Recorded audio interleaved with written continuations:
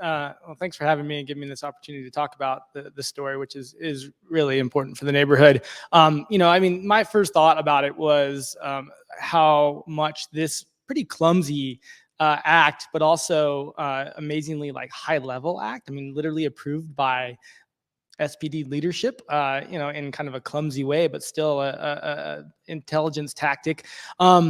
How much that contributed to the feelings of the war zone that descended on Capitol Hill. There's a lot of criticism of the protests from some corners that, oh, it turned Capitol Hill into this dangerous place. It turned it into this war zone, and there are some factors, of course, from this really tense, important situation that developed by Callie Anderson.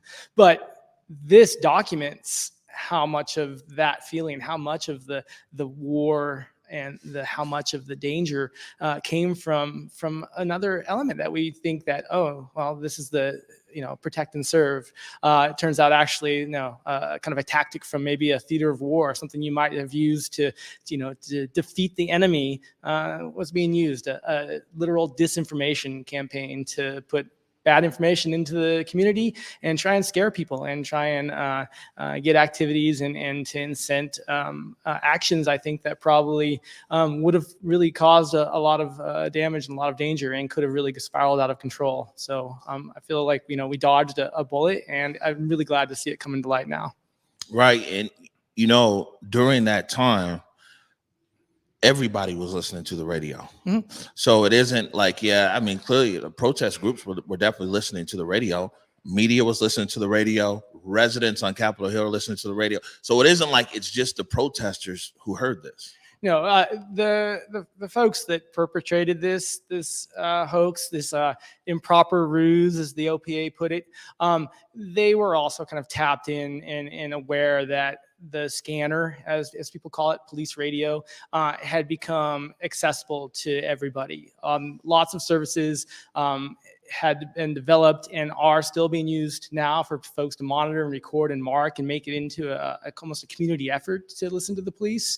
And at that time, the procedures used by SPD were much more wide open as far as chatter went on the channels. Back in the day, when I first started doing this, it was really open. Some police officers acted like nobody was listening, which clearly was not the case.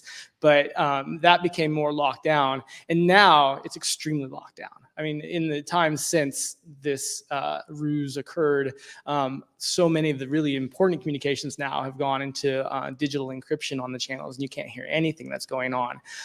But this is a transition that's come in time, and it's really a testament to how much has changed since already, and just it's been such a long time since this happened. In some ways, this kind of ruse would be difficult to perpetuate now exactly the way it went down there. There's the digital encryption use in an important crowd control event is much higher now, much more broad. And so you wouldn't even have had this kind of chatter. So it was almost like perfectly timed, and just, it's not, I don't want to give anybody credit for being some kind of evil genius. To me, you can read so many of the real clumsy elements of this procedure and what went down, but it happened to be very well timed. There was a ton of access, a ton of attention.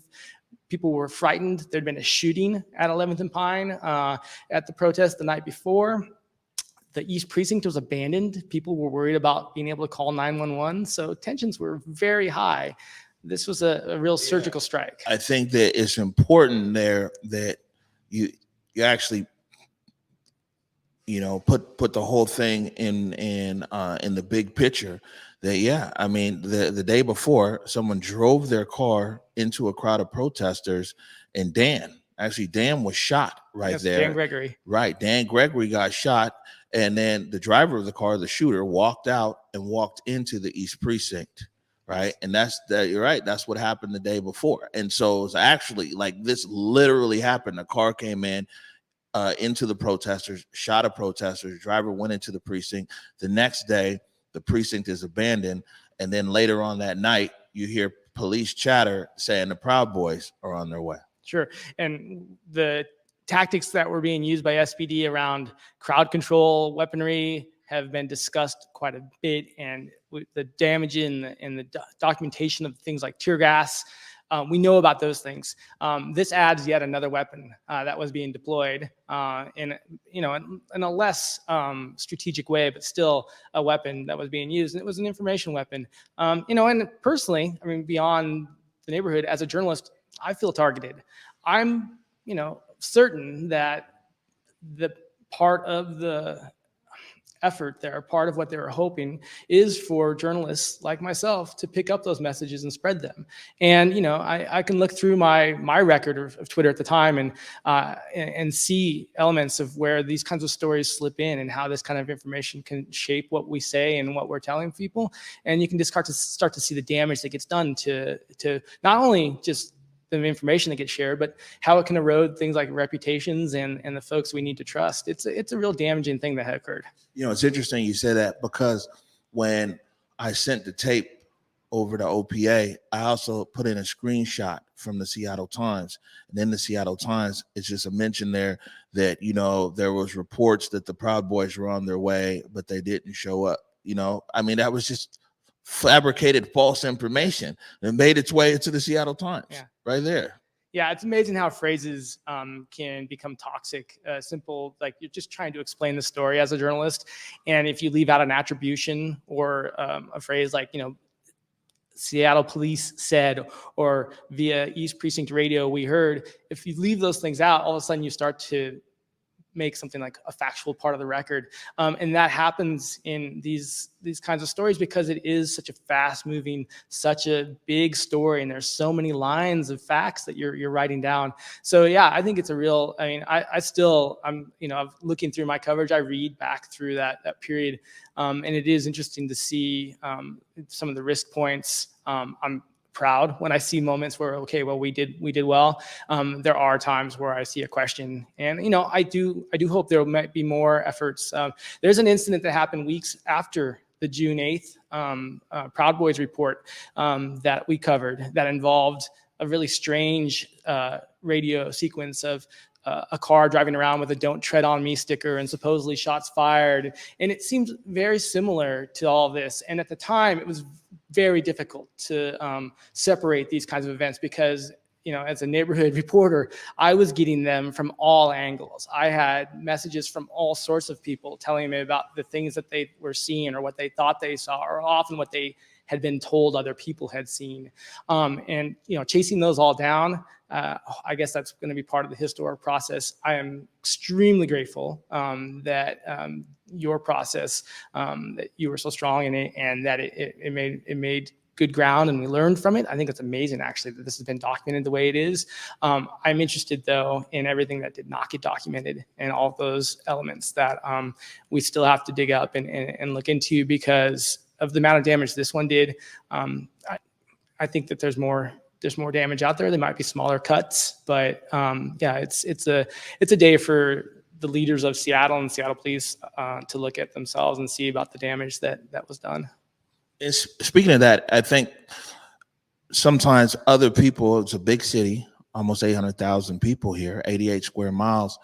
People might not understand that even taking the protesters, this group of people, to the side, the total impact is in like the neighborhood. I mean, Capitol Hill, we're from the CD, but Capitol Hill that's like our second home. You know what I'm saying? For sure. The love, the support that we get up there at Capitol Hill. But what's the impact of all of this been on Capitol Hill? And also kind of how every few months there's another story out. Well, I've always been very sensitive about making it too much about neighbors and too much about the community around, because the Black Lives Matter movement, that damage should be talked about first. But we talked about that with the tear gas, how it seeped into people's apartments around the zone. And in the same way, you can talk about this disinformation. It seeped into apartments. It seeped into homes. It frightened people. It stressed them out. People were lucky that nobody did anything stupid or rash, or people may have tried and they weren't successful. It was a powder keg for a lot of folks, and in the neighbors too. It was people were stressed. Now, on the other side, I don't know if these officers and the supervisors realize, but I think it also, these are the kinds of things that did also galvanize some of the protest effort, and sometimes some of the negative elements of the protest, or the elements of the protest that are harder for someone like me is living in the neighborhood. And it's like, I don't want to see guns on my corner, even though I know some people felt it was very important for them to have guns at the camp. Those elements, it backfired in many ways for the disinformation campaign, because people started to think, well, yeah, this is the kind of thing that these people might need, these protesters might need out there, because there is this threat. And so it created this real strange mess, this real sloppy mess. And it clearly was not well thought out. It's amazing how well it worked, but there's also probably a lot of little dominoes that got flipped that didn't work, little things that they put out that they were hoping other things would happen. Those kinds of messages are currently lost into the big fuzz, and could have been just as damaging. Yeah, what's real interesting, again, big shout out to Spec. Spec had this audio, and the thing is that I said last night, I wish I could say that, I was holding a candle for this story from the beginning. I mean, it was, being there in the middle of it was coming at us fast for a whole month. But it wasn't, I remember Spec was putting it out like, nah, this doesn't sound right. He had the audio. And it wasn't until November when another story came out from a different media company here talking about Chief Scoggins and text messages and everything else. And I mean, it was a very sensational story. And us over here researching that story, because we're like, man, that don't sound right, came across the footage of people saying, hey, the Proud Boys are on the way. And that's what sparked me to reach out to Spec. Sure. And that's why journalists who are doing this right, we do need to work with people like Spec, and he embodies a lot of people on social media in Seattle.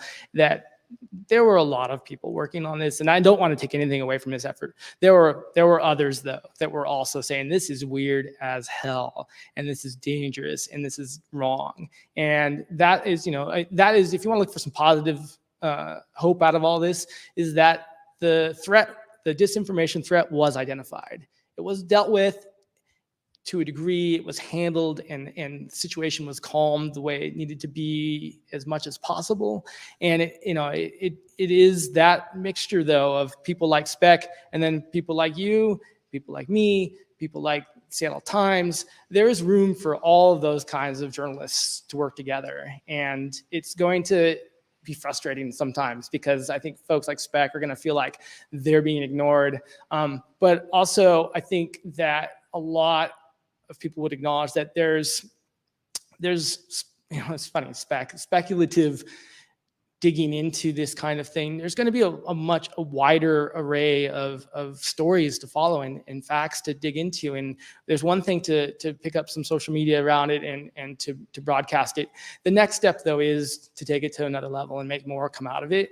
And that's where I think we need as much of that to join the effort of folks like Spec. We really do need people to dig in deeper and to tell what happened and explain these things. Right. And even my conversation with Spec, it wasn't like we just got the tape and was like, here, OPA. I mean, like, I was constant, like, second by second by second. Are you sure? I didn't want to go to OPA without being very certain and talking to a lot of people. Don't want to take away from their work. I mean, it is real journalism. And it's just lots of different types need to come together to make this kind of thing fly and make it work and make the truth come out. Yeah, no doubt. And I mean, speaking of OPA, and speaking of these cases here, man, this has a long tail, bro. It went in November of last year, and I think they officially opened a case maybe in January, and it just came out. And for me, this wasn't never really about this wasn't never really about my story or Converge or something, or else we knew it was coming. We would have planned a whole hey, this and that and everything else. And even a lot of other reporters here around the city were like, well, we know it's your story. I was like, man, you know what, this isn't my story. This is Seattle's story. It just needs to come out, because at least for somebody like me, man, we impact it every time another one of these cases comes out, and it's almost like the terms I was using and trying to communicate with the city is like it's drip, drip, drip.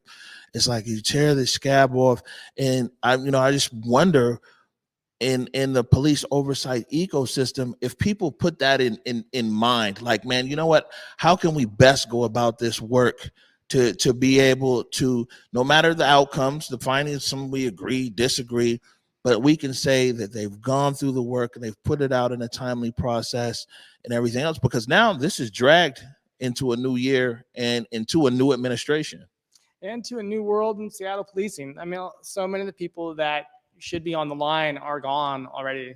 And, it is difficult to look at the timeline and not ask questions about that, about why this took so long and why now it comes with so many people who could be held responsible and should be held responsible, are no longer with the department. Well, I mean, the funny thing is too is that you just never know on the exit interview. Somebody who organizes a hoax leaves the exit interview and they say like, yeah, I'm leaving because there's no support from City Hall or something like that. I mean, no support for police in Seattle that we did a improper ruse against. So yeah, I'm sure that probably was on some of the exit interviews. I mean, the other thing as well is in actually talking with some Seattle police officers, there's a lot of officers I've come across who think this was crap. They think it was a bad idea, and that this just turns back their efforts. You know what I'm saying? Especially the officers that are engaged in community and trying to build relationships in community. And it's just like, this is counterproductive. Let me we got an overlay here from Seattle Mayor Harrell. Oh, there's your nice article. It's another one there. It says Harrell overlay. There you go. All right. Well, I guess I could read the whole thing. It'll take a second here. Misinformation, especially of this inflammatory nature, is totally unacceptable from our Seattle police officers, from whom we expect and demand the highest standard of truth. While I'm glad the officers who originated this deception are no longer with the force, this kind of tactic never should have been considered, condoned, or carried out in the first place. The path to de-escalation is never through the threat, real or fake, of further agitation. The damage done to the public by an incident like this is immeasurable. It is a clear breakdown in leadership. We simply cannot have a chief or command staff claim they are unaware of such critical tactical decisions, whether in this instance or abandoning the East Precinct. When I talk about changing the culture of the Seattle Police Department, this is exactly the kind of conduct I'm thinking of. This cannot happen again, period. We'll be meeting with Chief Diaz and command staff to ensure this does not happen again. We'll also be conferring with the Public Safety Chair, Lisa Herbold, to consider recommendations the City Council may have in this regard. Yeah, there's tough statements in there. The teeth are either missing or still to be formed. It's a challenge for the administration at this point to find something concrete to do in this. You've got labor issues. You've got the fact that the folks have left the department. Legislative, like solutions from Herbold and the council, that could be important for the structure, but it's difficult to tell a department, don't treat your citizenry like you're in a war zone. That's the real message. How that actually is going to be conveyed, I guess, is going to be a big test for the Harrell administration right out of the gate here. And it's a problem that's real for him, even though it happened 18 months ago. This is a real thing for him to solve. Yeah, and I mean, I think you see on Twitter and other social and platforms and everything else is that people are activated. There's a lot of voices we haven't really heard from in months and everything else, and maybe a lot of people who might have been like, hey, well, let's wait and see what's happening here. And so it's first week on the job, man. People are very much activated now around these police issues. A few 1-2 things I want to say before I let you go is that, one, I appreciate you. From way back in the bunker, way back in the bunker in the middle of the Seattle protests, man. You've always been a voice, a very credible voice, a very objective voice about, what was happening in real time. I thank you for your coverage, not only, of course, there in Capitol Hill, but, where we're at the Central District and across D3 on very important issues. You're always somebody I could just hit up and be like, man, is this, remember early on, it was all these court documents that were coming out, and I'd hit you. I'd be like, is this thing real? You know what I'm saying? And you're like, oh, there's some database. You have to find the number to see if it's, I had no idea, And so your contributions over here at Converge have been immeasurable. And I just think, like, with this case, like all these protest cases, man, I don't think we could ever find, if we want to be able to really move forward, and people do this fake fast news cycle, move forward, hearts go out, prayers kind of thing or whatever, without no real resolution. And I think that people need to also understand that when we talk about people impacted, there's the protesters on the ground, there's the people in the neighborhood, there's the businesses, there was people beyond the neighborhood vicariously through live streams and everything else. But man, that we just have to have the truth come out, the good, the bad, and the ugly. And like I said, for me, it's not for another scoop or a story. This protest so impacted our city that I just think it's important for our whole city that no matter what it is, everything just comes out. It is a testament to journalism. It's about work on the street. It's about observations on social media that then were measured and looked at on who people were actually seeing at Cal Anderson.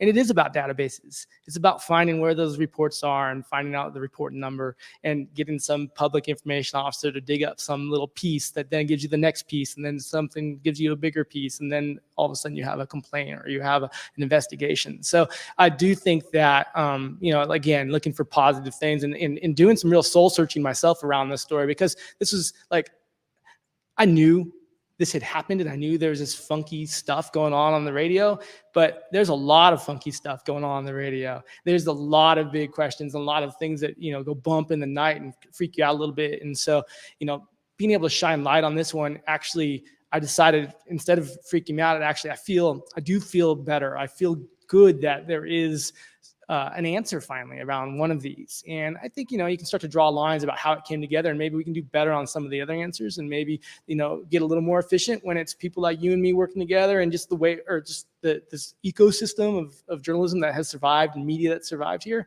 So yeah, we can do things like fight disinformation. We have tools. It might take some time apparently, and this isn't even close to being over yet, but yeah, the tools are there and the people are there, and the passion is there. So let's go get them. Let's not wait.